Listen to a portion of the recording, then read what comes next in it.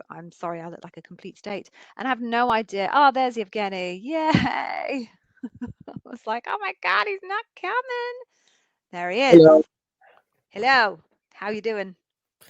Doing all right. I'm a bit bunged up. I'm a bit ill. So if my voice is a bit croaky and I don't sound like my usual self, I'm Not sorry. to worry. Okay, so it looks like people can hear us out there on the World Wide Web.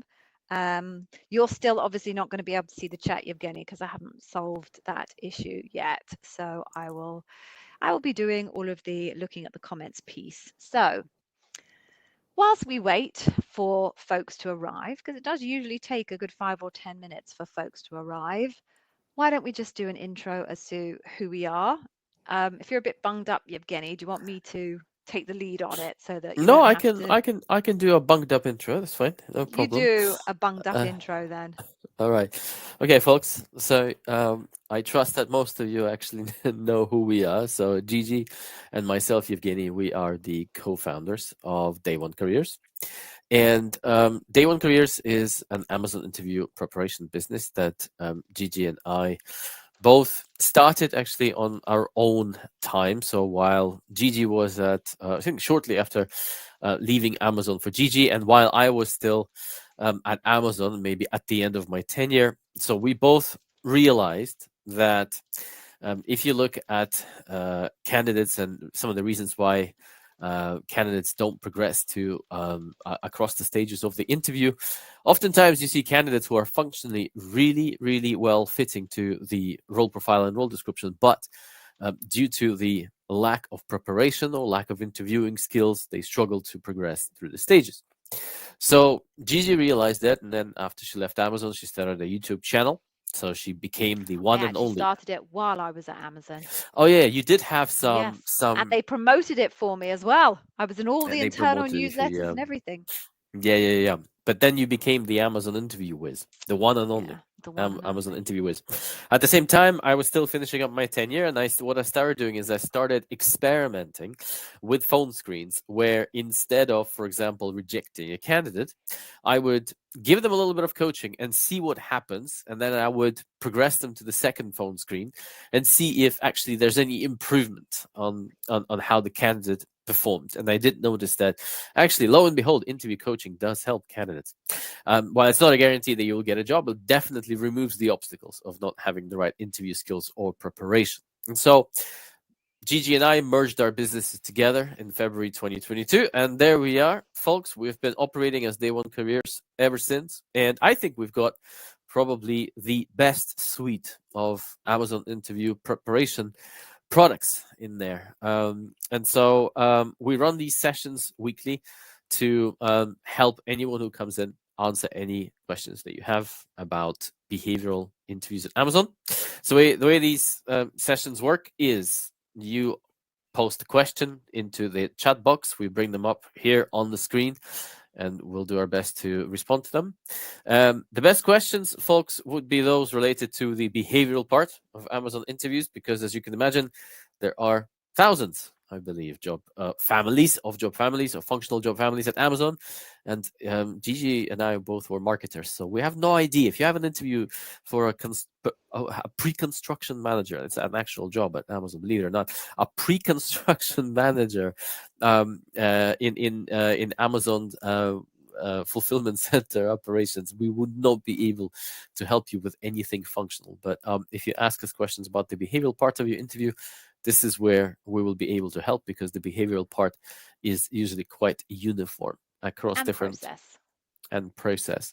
And lastly, folks, just a bit of housekeeping. So actually, how does it work with the one stream? Oh no, with the multi-part questions. So, folks, the YouTube box, if you're watching on YouTube, it's got a character limit. So you have a long. If you have a long question, you need to split it into parts. So do it like a Twitter thread. First part, second part, third part, and we'll make sure that we will find it. Have I missed anything? No, you haven't missed anything. Cool. Right. So it's a relatively bijou group we have, looking at the numbers. So folks, you got to ask questions. We can be here for an hour, or we can be here as long as the questions last. So don't be embarrassed. Throw your questions out there, and we'll do our best to answer them. So I'm going to bring up Max, and I will take this question for Max. Okay, so hoping to show it. Okay. So, Max, you have your loop round coming up for a BIE position. What is the typical percentage split between technical and leadership principle questions? Okay, so I'm not sure that there is a typical split. I haven't seen any empirical data, and I don't think any empirical data exists anywhere to tell you the answer to that question. I think you have to assume the maximum split is going to be 50-50. It's unlikely to go beyond that because from a decision-making point of view, your interviewers are supposed to make their decision 50-50. The conceptual, how did they do on the functional versus how did they do on the leadership principle, it's 50-50. You have to do a solid job on both of them. No one weights more than the other. So I think you have to assume that at a maximum, the split will be 50-50 for technical versus leadership principle. But you do unfortunately have to be prepared for almost anything. Teams do have quite a lot of latitude as to how they go about structuring their actual interviews. So you might find one of your interviewers is purely technical, another interviewer is a mix between technical and leadership principles, and another interviewer is purely leadership principles. The bar raiser is most likely going to be pure leadership principles because they're unlikely to come from the team that you are working for and therefore unlikely to be a BIE and therefore able to test you technically. So broad brush, I'd say 50-50, but it's quite up in the air in terms of what teams are allowed to do. Okay, so I hope that helps a bit, Max. I'm going to pop you back in, and we actually only have one more question, so this is going to be a really short session, unless somebody asks some other questions. Which means that you can have your chicken dinner early. I was about to say I don't have chicken for dinner, but I do actually, but it's just in curry form. All right, so I'm going to pop this question up here, Yevgeny, and you can have that one. Cool. Okay, so I've got an in-person loop interview. Is there anything I need to pay attention to? Can I still prepare the story notes? Okay, I'll start from the end. So yes, you can, and you probably should prepare story notes. Call them story notes, call them memory aids, prepare them in any fashion that you wish. Have them on screen, have them behind the screen, have them dotted around on post-it notes. I mean, we've seen it all in day one careers. The only thing that we very strongly recommend, and we hear this sometimes from some Amazon recruiters that do touch upon the usage of notes, we recommend to never actually reading from a script. So when you do prepare your notes to use during the actual interview, make sure that those are in a bullet point format. And the reason why I think it's very important is because on the one hand, it will make sure that you still adopt a conversational. You support a conversation during an interview as opposed to just monotonously reading through a script. It just makes the interview flow naturally. The other benefit of having bullet points as opposed to a script is that, say, for example, you get a chatty interviewer like Gigi, for example. She was a very chatty interviewer. And she would start following up with you as soon as you share something interesting that she gets curious about during the interview. And if that happens, and there's plenty of very chatty interviewers, you need to have an easy way to get back on track. And if you have a script that you're reading from, it's usually quite difficult to get back on track. So if you have bullets, it's a lot easier to do that. So have bullets, don't have script, but otherwise organize your notes as you want. And then coming to the first part of your question, is there anything that you need to pay attention to? Gosh, where do I start? I'll give you what the ideal preparation prep work starts for. So you need to pay attention to making sure that you're prepared for your loop, which means you need to understand what leadership principles you will be interviewed on. So talk to your recruiter, see what they say. If they refuse to tell you what leadership principles you will be interviewed on, then scan the job description and try to identify what leadership principles are baked into the job description. You can usually tell, because when hiring managers post those job descriptions, they're meant to think about what leadership principles are important for that role. If that doesn't work, and by the way, we have 2 videos in our YouTube channel where Gigi demonstrates how you can do that. But if you're still struggling with doing that, then you can purchase a service on our website where Gigi will do it for you. And she's usually right, by the way. I don't actually believe that she's been wrong a single time. So she's got a pretty good hit rate. So that's your first time. So understand what leadership principles you're likely to be interviewed on. Then you need to identify situations from your past experience that map to the leadership principles and specifically the behavioral themes that these leadership principles are testing for. Once you've done that, you need to convert these situations into stories and tell them and write them and script them and finally bullet point them for use during the interview in a format that makes sure that they're very impactful, that you communicate that you're both an Amazonian, so your behaviors are matching to those that they're looking for when they ask you a question, and also that you are senior for the role. You need to make sure that you're sending those signals through. So that is, unfortunately or fortunately, that's how you need to prepare.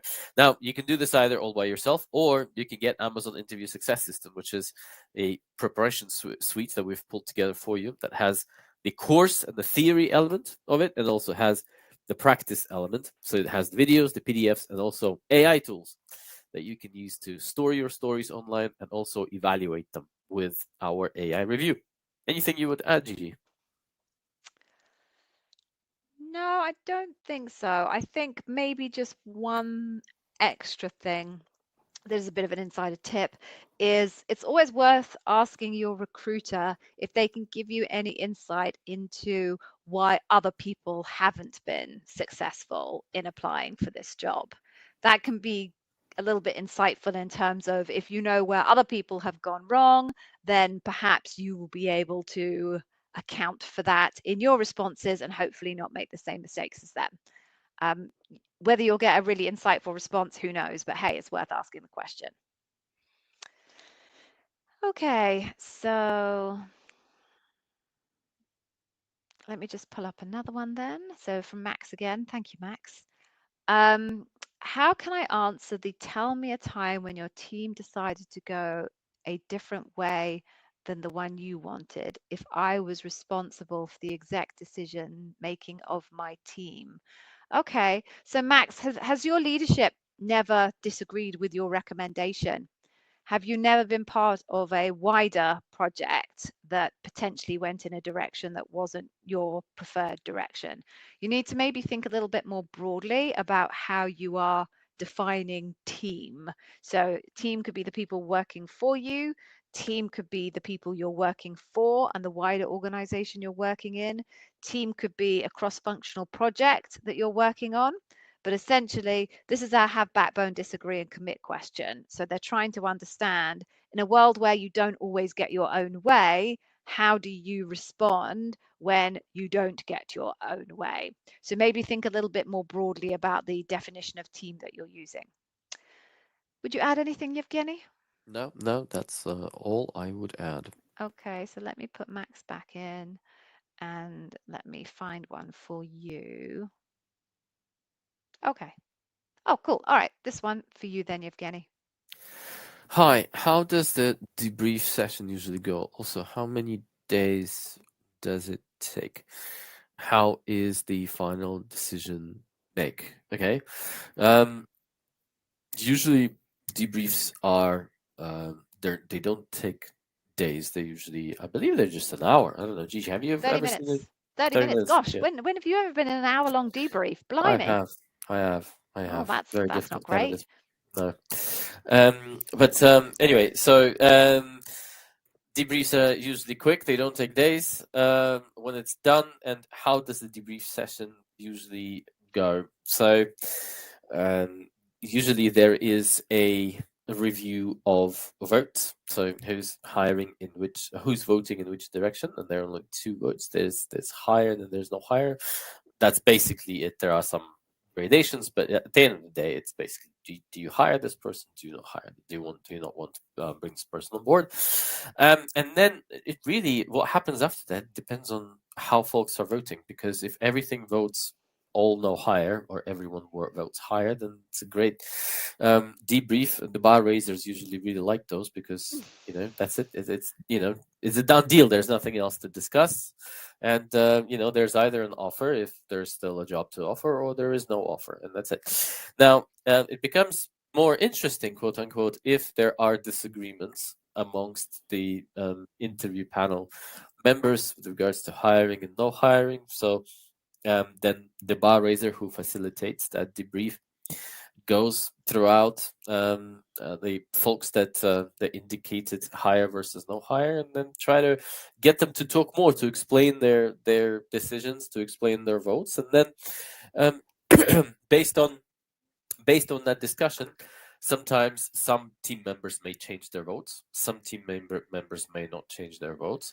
So the job of the bar raiser is indeed to facilitate that discussion. But then at the end of the day, a decision is made whether to bring the candidate in or not, based on just two votes: the hiring manager and the bar raiser. And the bar raiser, the way it works is, if both the hiring manager and the bar raiser want to bring the candidate in, the candidate is in.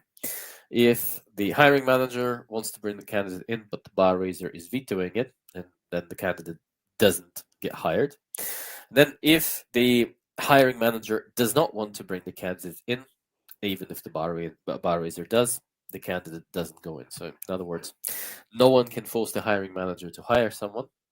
At the same time, if the bar raiser doesn't want to bring the candidate in, the candidate does not get in, even if the hiring manager votes. So anything you'd add? Yes, just in terms of his question around how many days does it take?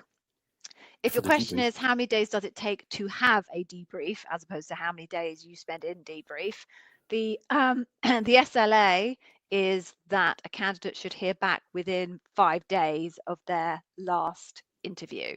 So you don't count the last interview as day one, you count the day after that, as long as it's a business day. So you are supposed to get the debrief done within that 5-day window. So worst case scenario, the recruiter can get back to the candidate at the very end of the 5th day. So sometimes it's as soon as the next day. I was never a fan of that personally. More often than not, it's somewhere between 2 and 5 days after the actual last interview that the candidate has. And hopefully never same day. They've tried to make me do same day debriefs a few times, and for me that's an absolute no-no, but I think I've heard it happen a couple of times. Okay, I'll pick the next one. Then here we go.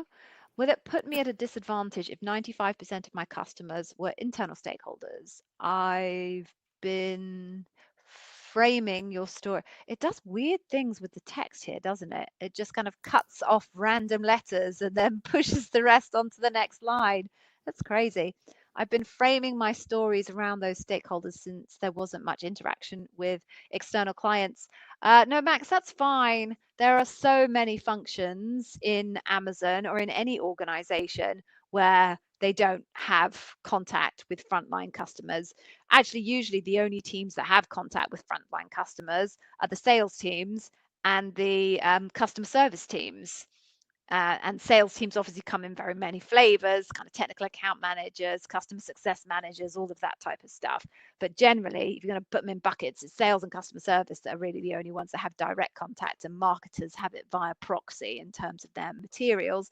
But then everybody else really doesn't touch customers directly. So no disadvantage whatsoever. There'll be loads of people that are using internal customers as their definition of customers. So that's fine. Don't worry about it. All good. Right, I pick one for you, Yevgeny. Cool. There we go. This is Okay. So my question is on in-person interview. I will go to the Amazon site to meet the interviewer in person. Can I still bring notes? Anything I need to prepare differently from online interviews?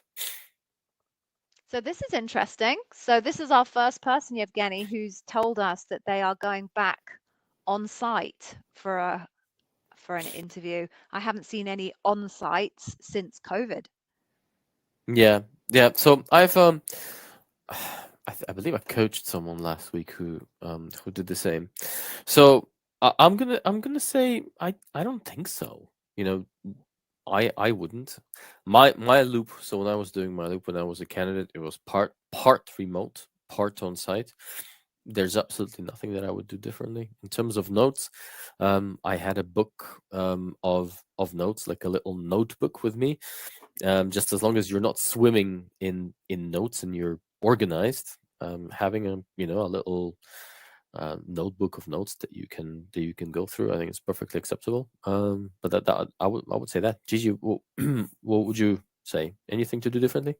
No, my entire loop was on site. Like you, I had a notebook with me.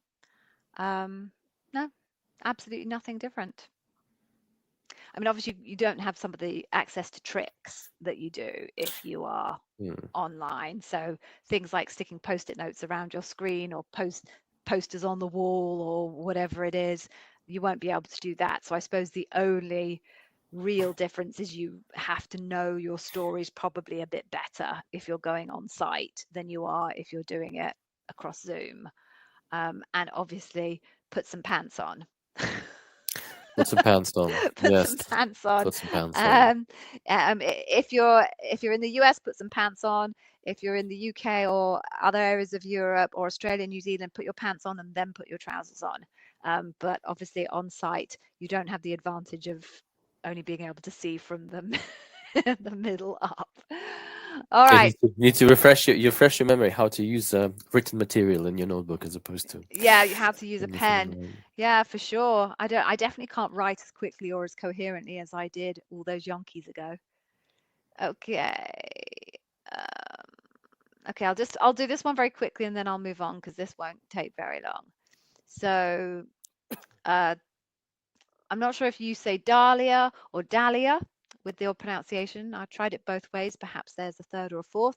So you've got a phone interview for a role, business dev, representative, Italian speaker, some tips. Sure, go to the YouTube channel.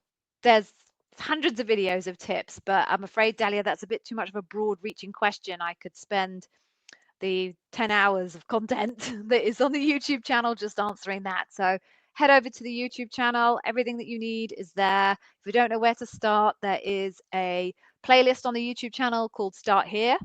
It's a bit self-explanatory. So start there. And then if you have a bunch of questions that come out of that, chances are there is a video for that on the channel as well. So you can just search in the toolbar for your question, and I'm pretty sure that there will be a video to answer it. So good luck. I hope it goes well for you tomorrow. Okay, so let's just pull this one up. I'll do this one as well, Yevgeny. Hi, my recruiter emailed me on the 4th of October that they will extend you an offer. Okay, well, before I read on, congratulations, that is awesome. This was for another role and not the one that you interviewed for. Okay. Later, when you followed up, she said that there are, and then I can see there's a second one there. So I'll show that. Some admin steps that need to be completed before they roll out a formal offer. Okay. You haven't heard from her since then. Okay. That's 10 days ago. You followed up over email last Friday, but she hasn't replied yet. What shall I do? Okay. So if I was in your situation, this is what I would do. I would see if I could find her on LinkedIn and send a message on LinkedIn. If you don't get any joy from that, I would actually look for the people who interviewed you, if it was me, interviewed me on that loop, and connect with them over LinkedIn. And although this role is not for them, because you've clearly said that the offer was for a different role, they at least have an existing relationship with you, and that could be a way in. So I would connect with them, reach out to them, and just explain to them what you've explained to us. Apologize for reaching out. Say you've been trying to get hold of the recruiter, but you haven't had any luck. Could they potentially prompt the recruiter to contact you back with an update? And that's about all you can do, really. Just leverage those connections that you have, and hopefully it will just be this recruiter has got busy and stuff has got on top of them, etc., and it's nothing to do with you or your offer. Would you do anything differently, Yevgeny? Nope. Nope. I'd do exactly the same.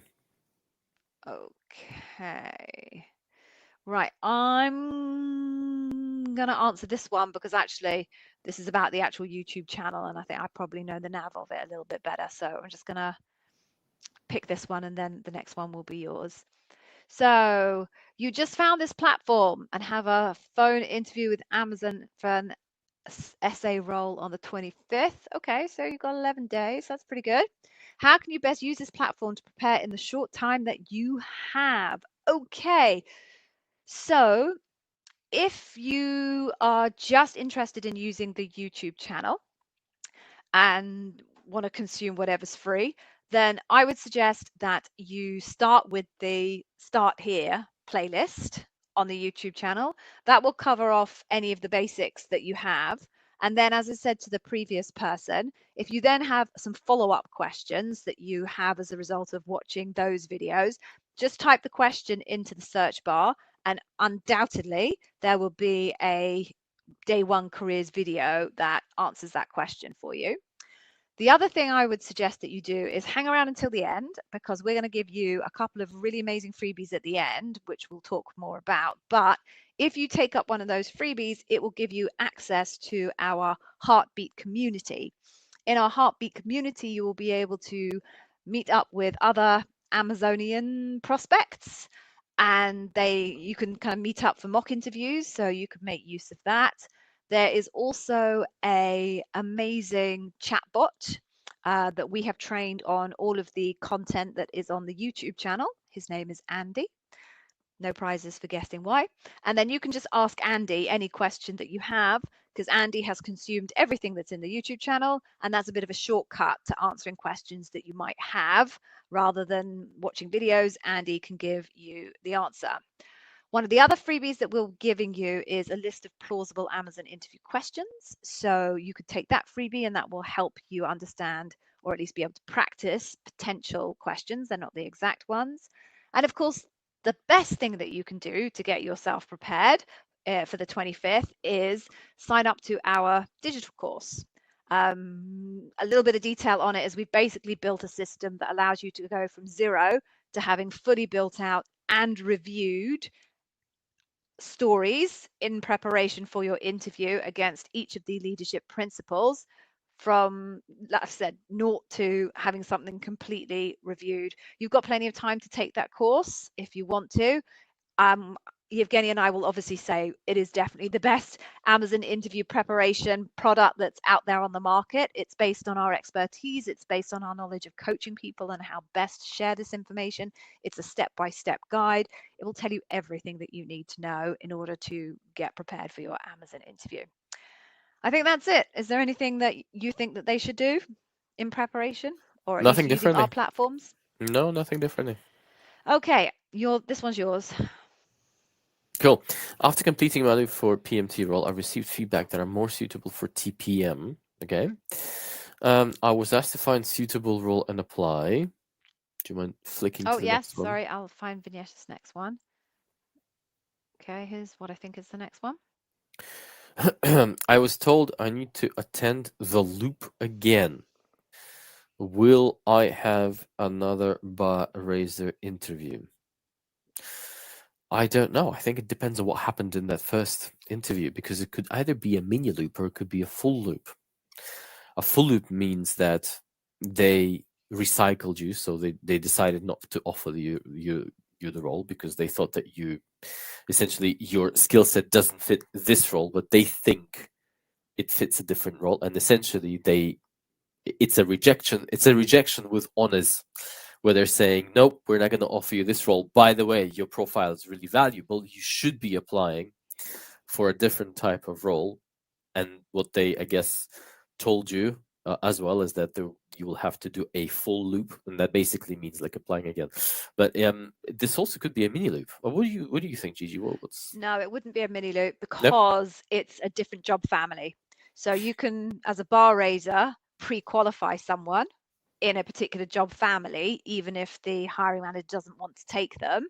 And then you've said approval as a bar raiser, and then it's a mini loop just to make sure that the other team are happy with you. But because this is a completely different job family, a bar raiser cannot approve you for a different job family in a different job family's debrief. So it's a rejection with honors. Yes, my guess is this is a not inclined, recycle, apply, and go through the whole process again. But it's good. Look, I know it's a bittersweet situation for sure, but you know, it's great feedback that you know, Amazon believes that you have a valuable skill set for a different job family. So go forth and apply. And if anyone sees the notes from that interview, I'm sure it's gonna help you. So good luck. Yeah, for sure. Okay, this is a multi-part one, so I will work my way through this. So, okay, so I got an email from the recruiter that you are inclined. Okay, but the team ran out of openings and they are working to get one open to get you an offer. Okay, moving on to the next part. The recruiter said that she will figure this out in 1 week and reach out to me once she's got the confirmed information. What would happen if the team can't get another opening for me? Okay. Oh, and oh, sorry, it's not a multi-parter, it's two-parter dropped in twice. Okay, so that is the end of the question. So what would happen if the team can't get another opening up for you? So you would end up with this kind of pre-qualified outcome where a bar raiser has approved for you to be hired in that job family at that level, and that is valid for 6 months. So you would be able to apply for any role, same job family, same level in Amazon within the next 6 months. And the hiring team has the option to not put you through a full loop and do, as Yevgeny suggested a minute ago, a mini loop. So a mini loop is essentially a watered down version of a loop where you have fewer interviewers and you don't have to have a bar raiser. Once 6 months expires, however, your pre-approval from a bar raiser expires and you would have to go through the whole interview process again. That's it. Right, I'll pick another one for you, Yevgeny, then. Please. Okay. Right, so I still haven't worked out the commercial break piece. So before I do that, let me just do the quick kind of commercial break. I won't be doing any dancing. So folks, just going to pause there momentarily to say, Yevgeny and I put in a massive amount of effort into this channel. There are hundreds and hundreds of hours worth of video editing, content recording, planning, blah, in the YouTube channel, and probably equal amount of time that went into our blog on blog.day1careers. We do it because we want to help, right? Definitely want to help, but we would like something in return from you all for that extensive amount of effort that we put in. And it's so simple and it's so easy that I just can't imagine that anyone would not do that for us. So what we need from you is to get a little thumbs up. Is that going to work? Yay! 4th of July, 5th of November. If you could give any of the streams that you watch on the YouTube channel a thumbs up, a like, or maybe drop in a comment. This stream, we would love you to do the same for this stream. And what that effectively does is it tells YouTube that it's done a good job. It tells YouTube that it served the right content to the right person because they like it, and that the content is good because they like it. So that will do is then when anyone else comes along and starts searching for the same thing that you did, it will then prioritize the content you saw in the algorithm, promoting Day One Careers, high quality, honest, direct, and to the point content over some of the not so good, not so accurate content that's out there on YouTube, of which there is a lot, I'm sure you all have discovered. So what I'm just going to ask you to do is to take a second right now. I have seen the likes have jumped up a couple of bits since I started my little spiel. So if you could all just press that like button literally now, and then we can move on to the next question. There's usually some singing and dancing that goes on, not by me. We usually have some videos and stuff, but I have not yet worked out how to use this new software. So for now, there's no can or Mexicans drinking tequila or anything like that. But yeah, so if you could like the stream, do you know what? I'll do a countdown, 3, 2, 1, and then say like the stream. I can see what's there, and then we can move on. All right. So. And if you do, we will love you forever. Look. Yeah, I'll do that. I think there's there you go. Why is yours working and mine isn't? That's so disappointing. Okay. So did you ever watch that? You probably weren't in the UK when there was this TV show called 321. You have to Google it. But the guy used to go 3 3 2 1. Gee, my mum's on the chat, so my mum will know this, won't you, Mum? 3 2 1. What was Your the mum name will of the know all guy? the history. Yeah, what's the name of that show, Mum? 3 2 1, and Dusty Bin was on it. You'll come up with it. All right, thanks, folks. I can see there's been a few kind of likes pressed there, so I appreciate that. But yeah, anytime you watch anything, please just drop a note, say hi, ask a question. Yevgeny and I will always get back to you. All right, let me pick one for you, Yevgeny. Right, so this is another two-parter, Yevgeny. So if you read the first bit, and then I'll pull up the second bit. Cool. Hi, Gigi. I finished my final loop last Wednesday, and I just got asked to schedule a call with a recruiter on Thursday. Not sure if it's a good sign or a bad sign. And then your second part is... I remember that if it's a positive result, they would just call me directly.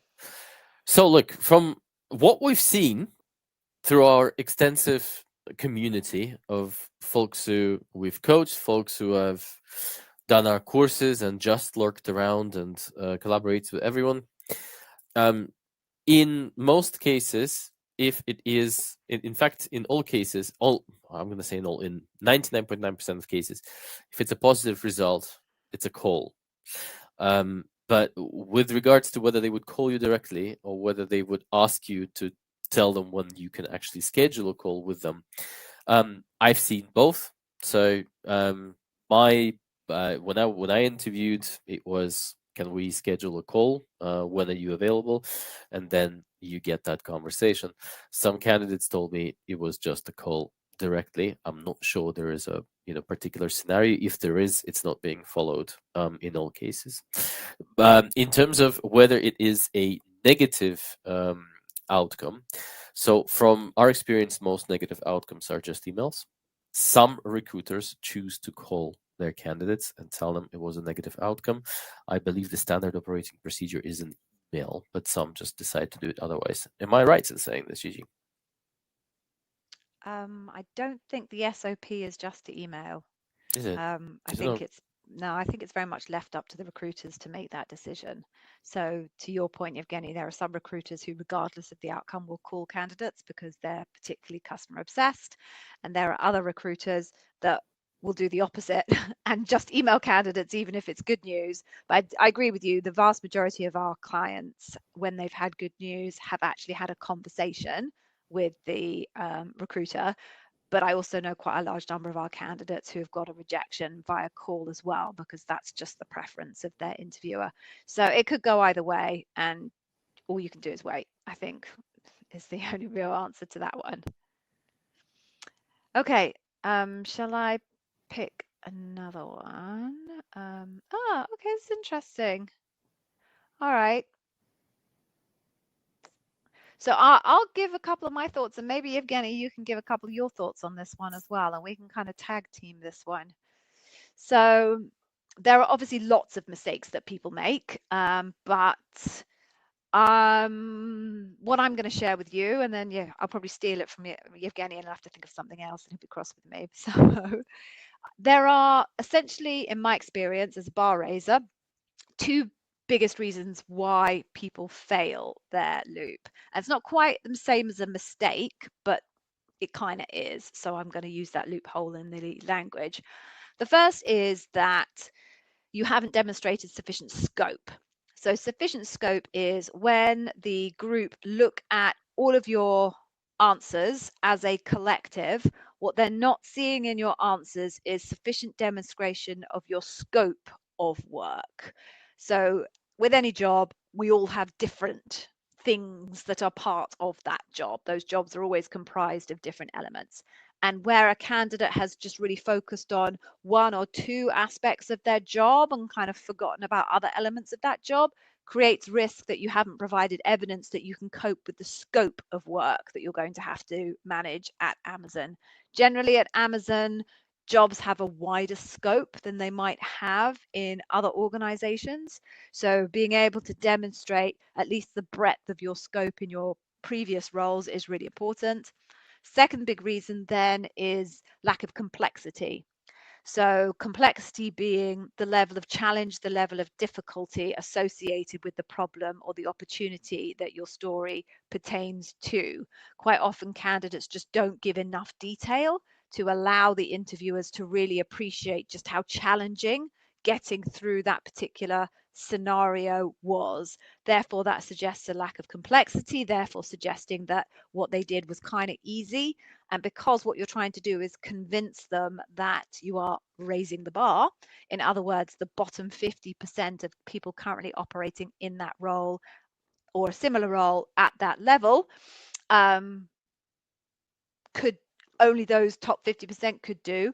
If your story comes across as overly simple, then they're only left to conclude that actually anybody operating at that level could have achieved what you achieved, and therefore you're not raising the bar. So even though you might touch on the right leadership principle, if your story isn't particularly complicated, not particularly challenging, then they're just going to go, yeah, leadership principle, it hits, but it doesn't raise the bar.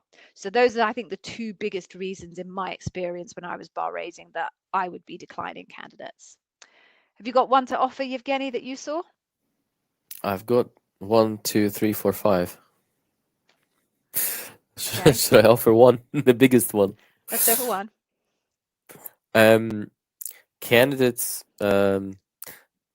didn't take enough time to understand the behaviors that Amazon's looking for. You just thought that, you know what, customer obsession. How many? I mean, every company is customer. And I know what customer obsession is. Surely it's pleasing customers, right? And then you come to Amazon, you realize that Amazon doesn't believe that the customer is always right. And you're like, what in the world do they actually want from me asking these questions? And that is a clear sign that you haven't really understood what Amazon is looking for under each of the leadership principles that you need to prepare for. So do study and do understand your LPs. Excellent. And seeing as Yevgeny mentioned customer obsession, luckily for you, we're going to give you a free course on customer obsession so you can actually properly understand what customer obsession is all about in Amazon and what they're looking for. So make sure you stay until the end for that particular golden nuggety treat. Okay. So this is just finishing off an earlier question. So I'll just quickly pick this and then I'll go for the next one. So you actually have the email of the hiring manager. Would it be a good idea to email him? Yeah, absolutely. I wasn't sure whether the other role that they were offering you was under the same hiring manager, but either way, any connection you have that could potentially help you to find out what's going on, you should use. So yes, absolutely email the hiring manager. Okay, next question then. Okay, so if you're pre-qualified, do you have to apply for an opening myself, or will the recruiter find you another opening? What should you do? Okay, so you should definitely take ownership of your own career and actively go out there and apply for roles. Recruiters with the best of intentions say to candidates that they will try and find them another role. But the reality is that recruiter's job is to fill their roles. Their job is not to get jobs for candidates. So even the best intentioned recruiter is going to find themselves deprioritizing helping you in order to prioritize helping themselves and filling the roles that are in their queue. So you should make applications directly yourself. You should reach out to that recruiter and just let them know that you have applied for X particular role, give them the job ID and ask them if they would prompt the recruiter responsible for that role to get in touch with you and give them all of your history, etc. But our general philosophy at Day One Careers is that you should never rely on someone else doing their job well for you to be successful. So that applies to answering interview questions and how you should go about that, but no one has asked us that question, so I won't go into that now. But one way or another, you should take responsibility for your success. Don't rely on someone else. Actually, it's not even doing their job well because it's not a recruiter's job to find you a job. But broad brush, don't rely on anyone else for your success. You take responsibility for it. Okay. This is so profound. It just hit me. Like, don't rely on anyone else to do their job well for you to get ahead. That Totally. is. I think it's a life principle. I'm adopting it as a life principle. Surprisingly, I haven't yet. And I think that I genuinely believe that's true of almost any service that you are using. To a degree, you have to rely on somebody's expertise, but anything that is possible for you to take ownership of, you should take ownership of it. So, you know, if it's complex international tax, sure, trust the tax advisor because that's way outside your scope. But if it is following up on interviews or giving enough detail in your interview and not relying on your interviewer to ask you follow-up questions, you know, own it because no one else cares as much as you do. That's the reality, isn't it? Indeed. Okay. So I think we are at the end of all of our questions, folks. So unless anyone, oh, we have a new one popping in. We have a new one popping in. Well done, Jacob. You got in there. Let's Right. have a look. All right. I'm not sure we can answer that one, but have a look. So, like, I have my first round interview this week for a cloud support engineer role. Will it be similar to the one of the Loop day interviews? I have no idea what the question actually means. I think Jacob is saying, is my first round going to be the same as a Loop interview? Most likely not, because during your first round, if by the first round you mean phone screen, then the types of questions that they can, in theory, ask you tends to be wider. It's a less predictable interview format. It's not as regulated as the one for the Loop. So they might ask you why Amazon, tell me about yourself. They might ask you functional questions, and they might ask you behavioral interview questions. Whereas with your Loop, when it comes to the non-technical part, it will be behavioral. And if they do ask you why Amazon and tell me about yourself during your Loop, it doesn't count towards your assessment. It's just a warm up. With regards to the functional assessment, any specific questions about the technical depth, domain knowledge, you need to ask your recruiter, because this is where the teams have almost complete freedom to pick what they want to ask you at what stage. And I think there's a broader principle there as well, Yevgeny, which is if you ever have a question, ask your recruiter. I mean, by all means, come and chat with us for sure. We're happy to help where we can.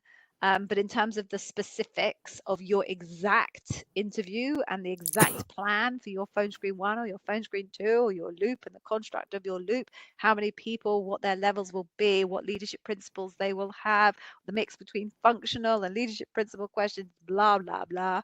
The best person to ask is going to be your recruiter, because they will actually be able to see on the system all of that information. They may not choose to share it with you, but they are the best people to ask literally any question that you have. So I would suggest they always be your first point of call. And can I just address something that it's one of those elephants in the room when folks are preparing for interviews.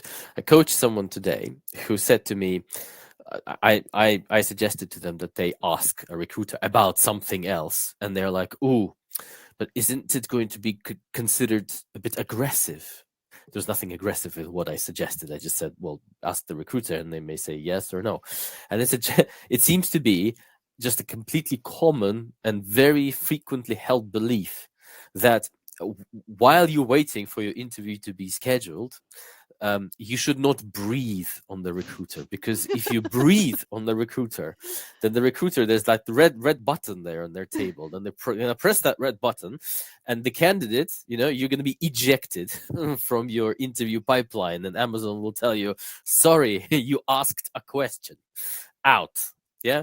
So that doesn't happen, folks. So anything, just if you have a question, ask. The worst that will happen, you're going to receive one of the two answers: no, or I don't know. That's basically it. For sure. So, and actually, just philosophizing here a little bit, I think this speaks to, I don't know if you saw this comment on LinkedIn that appeared in my feed the other day, where a candidate was talking about the fact that the recruiter's job is to find a reason to reject you. And then she listed a whole thing, a whole list of reasons that a recruiter uses to try and reject you. Are you located here? Reason to reject. Do you have the right visa? Reason to reject. Do you have the right skill set? Reason to reject. And this was her whole spiel, that the raison d'etre of a recruiter is to reject people. And actually, it's completely the inverse, which is they want to say yes because they succeed if you succeed, right? Recruiters will fail to hit their KPIs. If they rejected everybody and no one got through, then they would fail to meet their goals. Their goals are successfully filling roles. So actually what they're trying to do is find a reason to say yes, because if you're successful, they're successful, which speaks to the point about if you have a question, the answer to which might help you be successful in the interview, of course your recruiter is going to want you to ask them it. They may not be able to answer it and they might wish they could, but they're unlikely to ever be offended by the fact that you have reached out to use their expertise. Who doesn't want their expertise valued? Right. We do have, oh, right. So we have another comment here from somebody, I think, who's just, great. So Monique has an example of what I was just saying. So Monique supports us, saying the recruiter wants you to do well. That's what my internal Amazon recruiter told me. Your first interview is coming up and they were able to answer your questions. Great. And when they couldn't answer the questions because it was confidential, they told you. Right. There we go. So Monique is proof in the pudding of what we say. Is that a very English phrase? Proof in the pudding? Yes. I suppose so, because because pudding in the US is something completely different to pudding here. It's like type of a dessert. It's like a mousse, isn't it? A pudding is like a mousse here, right? Okay, so that's all the questions that we have, folks. So I think we can probably wrap up. So before you all run away, let me give you those freebies that I said I would give you, that I promise you are the best freebies. Whoops, no, I don't want to delete that. Gosh, that almost went horribly wrong. The best freebies that you're going to get for Amazon interviewing on the web. Evgeny, do you want to do it, or will I? I'll do it. Yeah, I Sure. always do it. I can might as well do it. Okay, so folks, we work tirelessly to get you amazing freebies. And freebie number one. So if you go to this URL, I think it's there on my left. I don't know if it's correct. You're going to get 3 things. Number one, you're going to get a taster course, which will give you a sample of the course part of the Amazon interview success system, which, as you might have heard, we believe is the best Amazon interview behavioral interview prep package that exists out there. And that course, it's a self-contained mini course. It will teach you how to answer questions on customer obsession, which is, I think, the most popular leadership principle of Amazon to be included in interviews. So, and then you will know exactly how the rest of the course works. So that's one. Number two, you're going to get access to our community. We have a free community, and as we obviously have a paid community, as in premium community for all of our paid students. But within our free community, there's some really cool stuff going on that you should definitely get in there. So you will be able to connect with other candidates just to chat and connect and discuss Amazon interview prep strategies, but also, very importantly, to link up for buddy interview practice. So finding interview partners is very, very important. Practicing your interviews, your delivery, your stories is very important. And you don't always need to have folks like us, like experts. Just being able to practice with partners and to rehearse the stories that you have in your head is really, really important. So you will be able to do it there. We have over 5,000 members, people. So not everyone is actively looking for a job at Amazon, but there's plenty in there. So do that. And then in the same community, we have a channel where if you ask a question, our chatbot, we call them Andy. So Gigi mentioned that chatbot before, who is trained on all of our blog and YouTube channel content. That chatbot will answer your questions. So there you go. I think I've mentioned everything. Oh yeah. Also, there's a demo. There's a demo that I do on one of the coolest features of Amazon Interview Success System, which is the AI Story Bank. So we've literally created a database for you guys to put your stories online, evaluate them with an AI review, and be able to search through them during an interview. It's really, really cool. It's part of the Amazon Interview Success System, and inside the free course on customer obsession, I give you a little demo. I think that's it. And the Amazon Interview Plausible Question Bank, which I Yes, mentioned a little bit earlier. Yes, the plausible Amazon Interview Question Bank. So, folks, obviously, like, we don't have the original, the official interview question bank from Amazon, and even if we did, we wouldn't share it because it's confidential. But we don't actually need it, because between Gigi and I, we have so many hours of working at Amazon previously when we were employed there, and coaching candidates. So we know these leadership principles by heart at a very intuitive level. So we have created for you a bank of plausible Amazon interview questions. We group those questions by leadership principles, and this will give you a really good example of what you can expect, the types of questions, the types of themes that you can expect in your Amazon interview. Get that resource and stop looking for Amazon interview questions on Google, because you will get incorrect stuff. So get that resource. Cool. That's it, folks. So we are done for today. Thank you for joining us. If you have further questions that you think of once the live stream ends, that is not a problem. You can just go to the YouTube channel and drop a comment in under any of the videos there, and Yevgeny and I will pick it up and we will get back to you. So if you have an interview coming up, we have our fingers very, very tightly crossed for you. And if not, and if you're going to join us again next week, then we look forward to seeing you then. Take care. Bye. See you, Yevgeny. Bye. See you. Bye.